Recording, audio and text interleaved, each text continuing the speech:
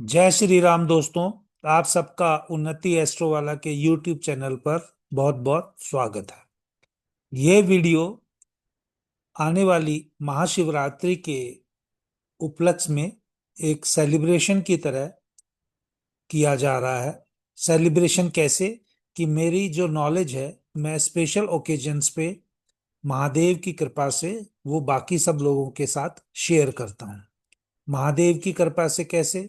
क्योंकि एस्ट्रोलॉजी का जो ज्ञान है वो शिव भगवान के बगैर नहीं पूरा हो सकता, उनके आशीर्वाद के बगैर नहीं हो सकता।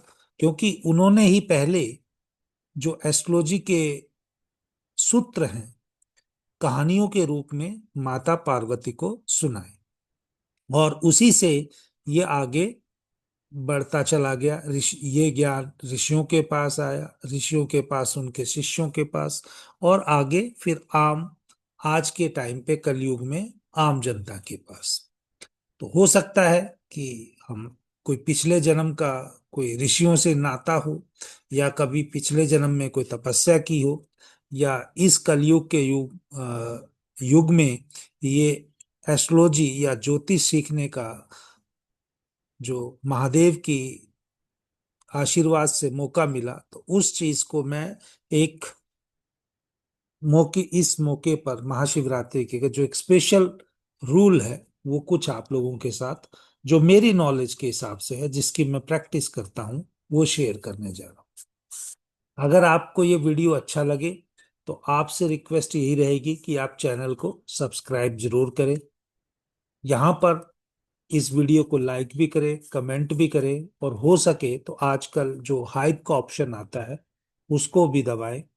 क्योंकि अगर हाइप करेंगे आप वीडियो, तो आप जैसे लोगों की सहायता से ये बाकी और जरूरतमंद लोगों तक पहुंच जाएगा। तो चलिए, आज का जो पहला सूत्र है वो ये है।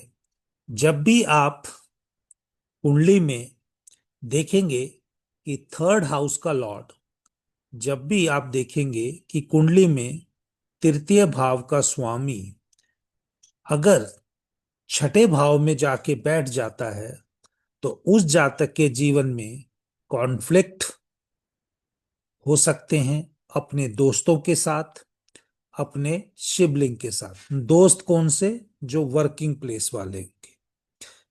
अदरवाइज आपके अपने भाई बहन के साथ कोई वाद विवाद जो आगे कोर्ट तक, लिटिगेशन तक नौबत दे सकता है। या पुराने टाइम की बात करें तो ऐसे व्यक्तियों के परिवार के विवाद हैं जो वो राजा के दरबार में या पंचायतों में आप देखेंगे। लेकिन आज के अगर जनरेशन की बात करें तो वो स्पेशली कोर्ट केस या लिटिगेशन को इंडिकेट करता है। तो आज का जो पहला पॉइंट, अगर थर्ड हाउस का स्वामी छठे भाव में चला जाए तो जातक के जीवन में लिटिगेशन हो सकता है, या उसको किसी विवाद को सुलझाने के लिए लिटिगेशन की जरूरत पड़ती है। इसी का एक्सटेंशन, इसी फर्स्ट पार्ट का एक्सटेंशन कि थर्ड हाउस का लॉर्ड तो छठे में चला गया, लेकिन अगर थर्ड हाउस में वहां पर केतु भी बैठ जाए, थर्ड हाउस में अगर केतु भी बैठ जाए, तो ऐसे जातक को कोर्ट केस में सफलता नहीं मिलती। यानी इसको अपने सिबलिंग्स के साथ या अपनी वर्किंग प्लेस के कलीग्स के साथ आखिर में जो उनके सामने झुकना पड़ता है, या समझौता करना पड़ता है, या आप ये भी कह सकते हैं कि अपने सिबलिंग्स या कुलीग की बात माननी पड़ती है। ऐसा व्यक्ति उनसे कोई मुकदमा, उनसे कोई केस, कोर्ट केस नहीं जीत पाता। अगर किसी को यहाँ पर ये वीडियो देखने के बाद अगर ये बात को काटनी है, तो मेरी रिक्वेस्ट ये रहेगी, आप जितना मर्जी काटना चाहे काट लीजिए, या अपना सजेशन देना चाहे वो भी लिख दीजिए। लेकिन जब किसी को दे, जब मैं वीडियो बना रहा हूं, तो मैं उदाहरण के साथ, चार्ट्स के साथ लगाता हूं। तो आप भी ऐसा ही करें, ताकि ये तो पता चले कि आप कहना क्या चाहते हैं। अगर आप किसी और व्यक्ति के, जिसने मेहनत से वीडियो बनाई है, वो एग्जाम्पल पे दे रहा है, अगर आप उसकी बात काट रहे हैं, उसका बुरा हो या ना हो, लेकिन आपका अवश्य ही बुरा हो सकता है। आप हमेशा इस चीज का ध्यान रखिए। और मैं यहाँ ये डराने के लिए बात नहीं कह रहा हूं, ये आपको एक जेन्युइन तरीके से एडवाइस की बात कर रहा हूं। तो यहां पर हमने एक बात बड़ी देखी कि कुंडली में अगर तृतीय भाव का स्वामी छठे में चला जाए और साथ में तृतीय भाव में अगर केतु बैठ जाए तो जातक को समझौता करना पड़ता है। कोर्ट केस में अगर करेगा तो उसको हार का सामना करना पड़ सकता है, अगर वो समझौता ना करे और विपक्ष वाले यानी अपने सिबलिंग या दोस्तों के सामने ना झुके। अब चलते हैं दूसरे पार्ट। दूसरा पार्ट है कि ऐसे जातक को आप कैसे देख के बता सकते हैं कुंडली में इसको डिवाइन हेल्प मिलेगी। तो यहां मैंने पहले ही लिखा है कि अगर जुपिटर का संबंध अष्टम भाव से हो जाए, गुरु का संबंध अष्टम भाव से हो जाए, तो ऐसे जातक को डिवाइन हेल्प अवश्य मिलती है। लेकिन ये डिवाइन हेल्प जो है वो चीजों को एक्टिवेट होने पे बिल्कुल लास्ट मोमेंट पे मिलती है। यानी जब उसकी हाथ में जो उसने मुट्ठी में रेत रखा हुआ है, वो पूरा जब वो मुट्ठी बंद करने की कोशिश करता है, रेत हाथ से फिसलता है। लेकिन बिल्कुल लास्ट जब दो चार दाने हाथ में रह जाएंगे तब उसको ये हेल्प मिलती है। इसको हम अगर इंग्लिश की भाषा में अगर सिंपल शब्दों में समझाना चाहें तो 11th आवर की हेल्प बोलते हैं, या आखिरी समय की मदद, ईश्वरीय मदद बोलते हैं, जातक को मिलती है। जब जुपिटर अगर अष्टम भाव में बैठा हो तो प्रोमिनेंट है। अदरवाइज ऐसा जातक जिसका अष्टम भाव में 12 नंबर की राशि है या 9 नंबर की राशि है, तब भी ऐसा होते हुए देखा गया है। परंतु प्रोमिनेंटली तब जब अष्टम भाव में गुरु बैठा हो। तो इस कुंडली में अष्टम भाव में गुरु नहीं बैठा है, अष्टम भाव में गुरु की राशि है। लेकिन अगर आप देखेंगे जैसा मैंने लिखा हुआ है यहाँ पर, राशि परिवर्तन या एक्सचेंज ऑफ प्लैनेट्स बोला हुआ है।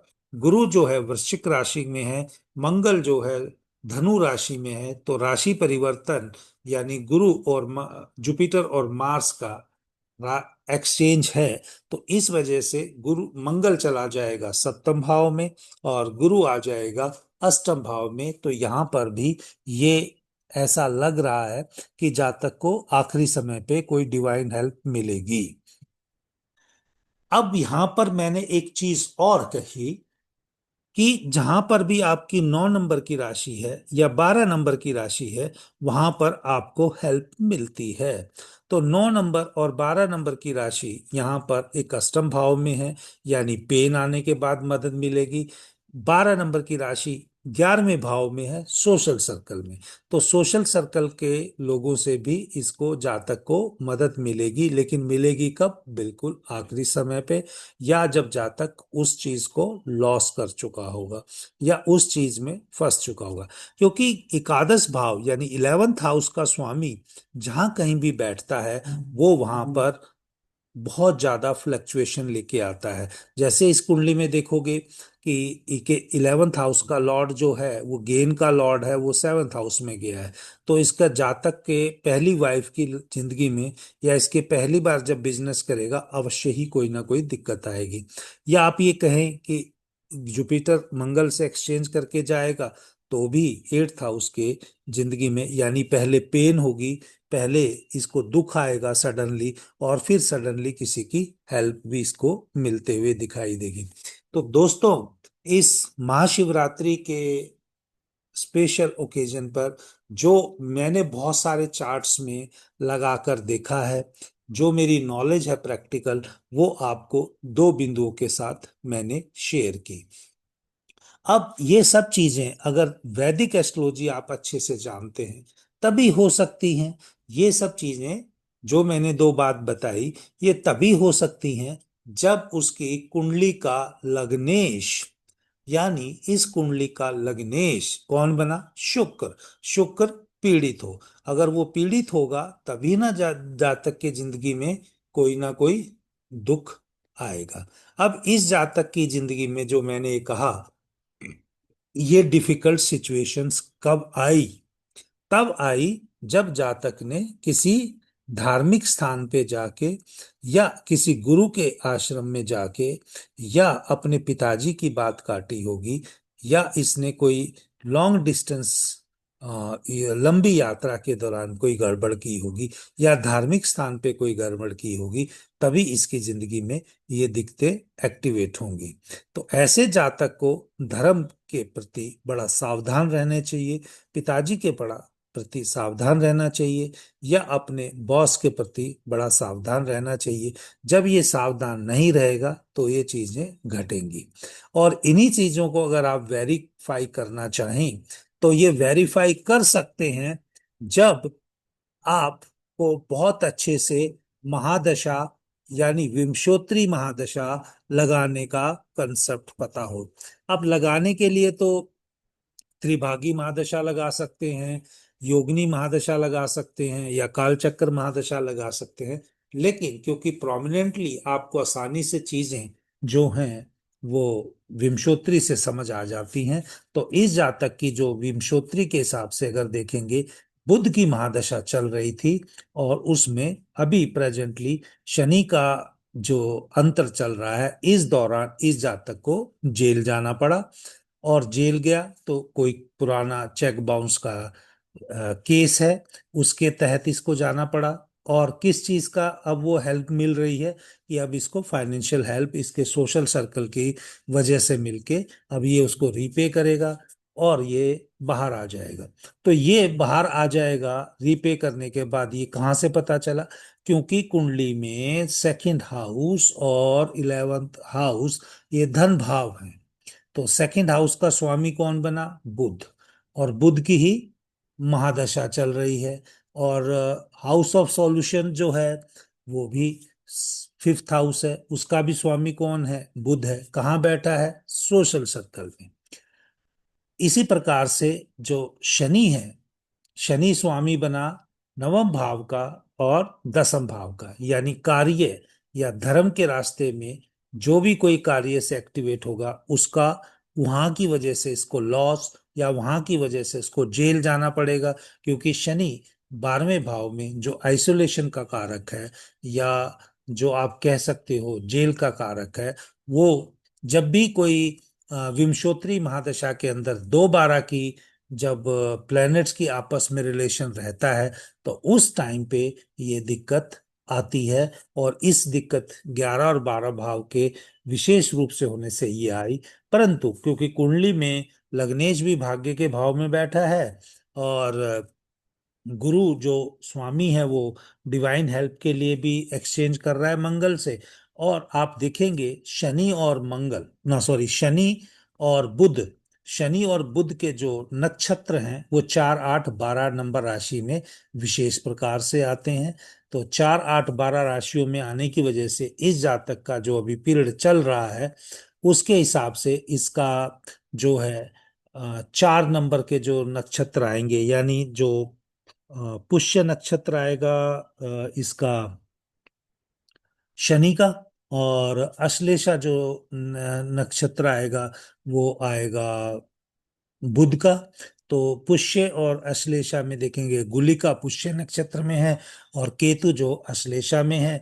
तो जो डंक मारना है या जो क्लियर काउंट करना है पिछला, वो 4th हाउस में बैठा हुआ है, 3rd हाउस में बैठा हुआ है। और 3rd हाउस विशेष रूप से मैंने आपको कहा कि सिबलिंग या जो पुराने कलीग्स जो वर्किंग प्लेस पे जो कलीग होते हैं जिनसे हम भाई की तरह हम ट्रीट करते हैं, उनकी वजह से ये केतु और उसका स्वामी जो है चंद्रमा ये लिटिगेशन दे रहा है। वैसे भी कुंडली में शनि मून का जब समसप्तक हो, एक राशि में हो, बंधन योग या विष योग भी एक्टिवेट होता है, जो कि इस चार्ट में अभी इस प्रकार से भी आप देखते हैं। तो दोस्तों देखते रहिए उन्नति एस्ट्रो वाला। वीडियो को लाइक जरूर करना। अगर आपको ये नॉलेज अच्छी लगी हो तो आप अपने चार्ट एनालिसिस के लिए हमें कांटेक्ट कर सकते हैं दिए हुए नंबरों पर, या आप उन्नति एस्ट्रो वाला को कोई कंट्रीब्यूट भी करना चाहें तो यहाँ पर कुछ अमाउंट स्कैन करके भी आप कर सकते हैं। जय श्री राम। हर हर महादेव। ओम नमः शिवाय।